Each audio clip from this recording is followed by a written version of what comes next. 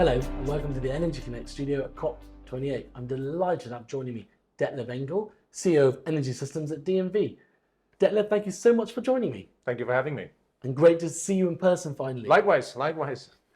Now, we're here at COP28. How's it gone for you so far? Interested to hear your thoughts of how it's gone.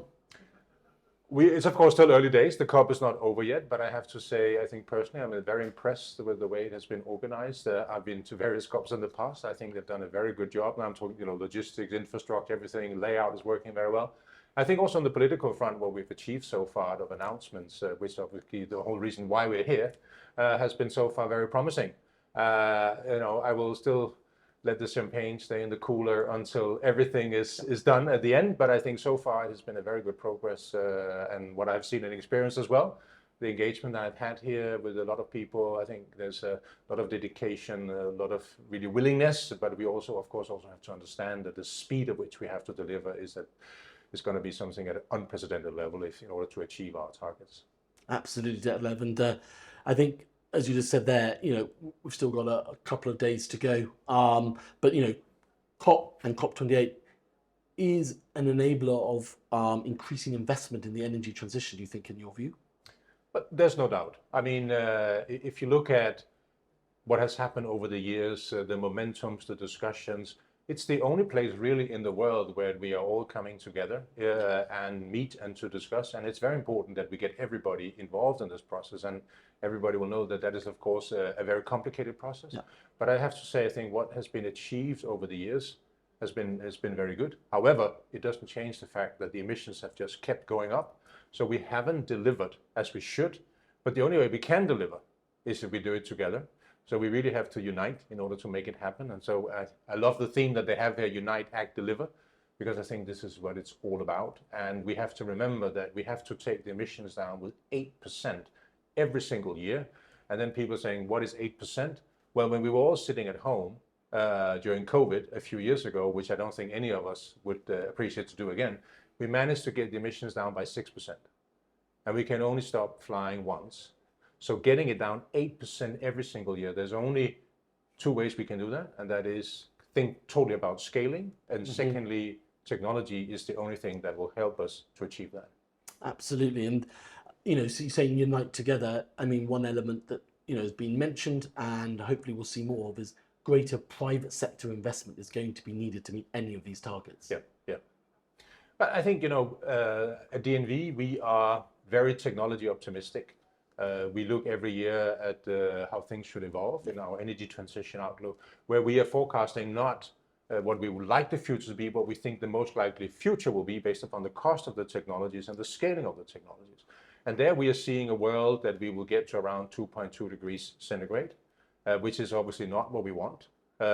So we have also made a report which we call the Pathway to Net Zero, where we look at the technologies we have today and we say, if we have to deliver on Paris, on 1.5 degrees centigrade across the world, what does each region have to do? So we have the answers, we have the toolbox. It's all about three things: implementation, implementation, implementation. That's what it's all about. So in terms of technology, Ditlev, there are technologies ready now that can help reach these targets, no? We are very technology optimistic at DNV. What we are actually looking into is how can we scale them much better. So we made our energy transition outlook report where we look at the most likely future in the world based upon the technologies and the cost of the technologies, because obviously it's not what does a battery cost today is one thing, but what will it cost in 5 and 10 years when we scale it? And that's what we have to think about when we plan ahead. So from that point of view, we are seeing a likely future where we'll have about, in 2050, we're about 50-50 fossil, non-fossil. Today it's 80-20. So that is a massive scaling of the non-fossil. But getting to 2.2 degrees centigrade is not where we want to be. We want to be much lower than that.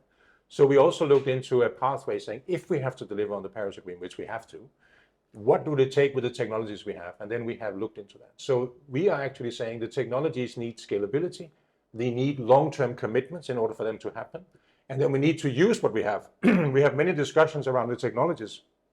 But our view really is we have what we need. The key issue here is that we have to implement and implement and implement what we have, and fast. Yes, and I think that speed is of the essence.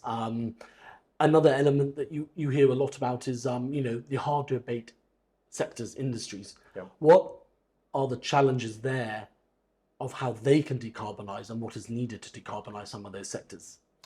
So we have, and that's a very important point. So we are of the view that everything that you can directly electrify, you should, using wind, solar, etc. But then, as you say, the so-called hard to abate sector, I think they actually don't like that name. But the more difficult ones, so for instance, on the maritime sector, the aviation sector, the let's say the heavy duty industry.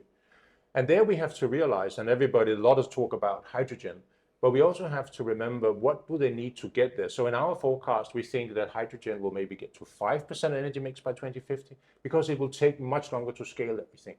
So our view is we need to already now today put much more support into scaling hydrogen, because you're going to make sure that you make fuels that are running on that. For instance, for the maritime sector, you will need a lot more political support now, which you then can start to take down as the technology matures. So the solutions are there, but because of, let's say, the technology and the safety complexity, we have to address it in a different way. And we also have to give them the support needed in order to scale much faster, because otherwise we won't be able to deliver on the needed emissions reductions that we have to achieve. Absolutely, Ditlev. And I want to get your thoughts on energy security and the impact that has on development of renewable and energy transition as well. I think it was the German chancellor that after the invasion of Ukraine called renewables freedom fuels.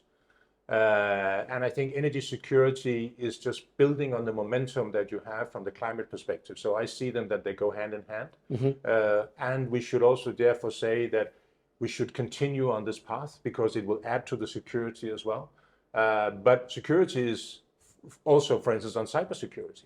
We need to also be mindful of, when we're going to scale all this, that cybersecurity is another aspect of the security apart from the actual production of the energy. So those two aspects are going to be critically important. But obviously, you can just install renewables anywhere in the world, basically. The question is, should it be more wind, more solar, whatever? But we actually can do that everywhere. So people can become much more energy independent. And I think that is a very important part of the security. But when that is being said, it's also important that we share. So for instance, what we see in Northern Europe, where there are big aspirations to build out offshore wind, it is more important that also we work together on a regional level, because otherwise we don't get scale. So it's not one country by one, but it's creating that there's enough scale and cooperation across, if you are not a large country, which is also important for the security aspect. Yeah, absolutely. And just before we go, affordability always comes up, and certainly I think there's been a focus at this COP as well. What can be done around affordability? Is enough being done? And to help bring the energy transition to other parts of the world. So I think that there are two things which are very important here. So when we look into it for our energy transition outlook, we are not forecasting what we would like to see. We are forecasting what we think is most likely to be seen from a cost point of view. And that's why renewables are standing so strong, because it is the cheapest solution going forward to scale the electricity. The other point, which I think is very important to be mindful of in this instance, is that we have to remember that the cost, we need to think about cost differently. Normally, we have looked at cost on an operational level. The renewables, you need to invest up front. So there's a lot of capex up front, but then down the road, you do not use the same amount of money. So we have actually looked at how much you spend of GDP today, and with about 4% of GDP in the world today is being spent on energy. If you look into the future that we want, we will go down to about 3.6, 3.7. So we will actually, as a world, spend less than we do today. And the reason for that is that when you scale technologies, you get much more bang for the buck.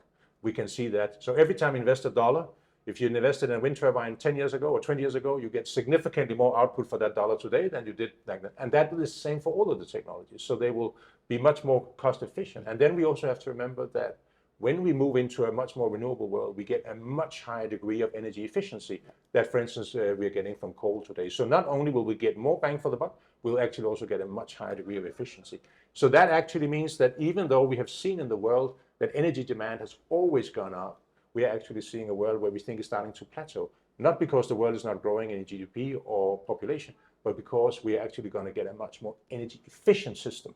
So even though it sounds like we have to invest a lot of money, then if you were the Minister of Finance in a given country, you'll be very excited to see that you actually will end up spending less. And that is what we have to remember. So it sounds like a lot we have to invest, but we have to think about it over the whole lifetime. And from the whole lifetime is actually a pretty appealing business case.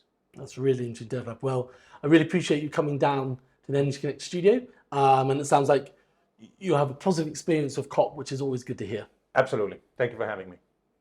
Thanks everyone for watching, and I look forward to bringing you more studio interviews from COP28 in the coming days.